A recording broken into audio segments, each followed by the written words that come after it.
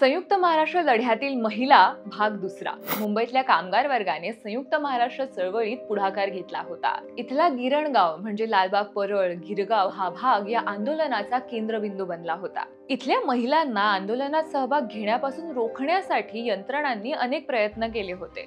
अश्रुधूर सुद्धा वापरला जायचा।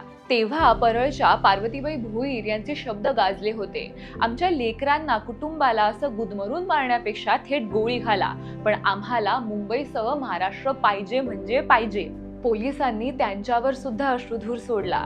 यानंतर आंदोलन थांबण्यापेक्षा आणखीन मोठं झालं आणि अजून महिला रस्त्यावर उतरल्या। इथल्या कामगारांसाठी महिला खानावळ चालवायच्या। आंदोलनादरम्यान अनेक कामगारांना पोलीस उचलून तुरुंगात टाकायचे।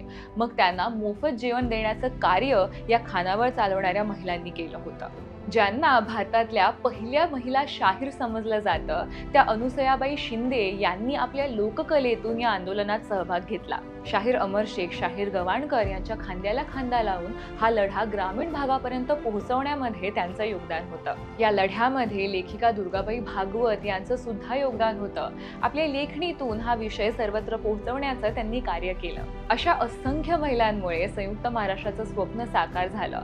पण दुर्दैवाने आपल्याला त्यांच्याबद्दल जास्त ऐकायला मिळत नाही। सध्या आहे तो इतिहास बदलण्यात सगळ्यांना रुची आहे, पण अशा ऐतिहासिक गोष्टींकडे, व्यक्तींकडे कोणाचंच लक्ष जात नाही।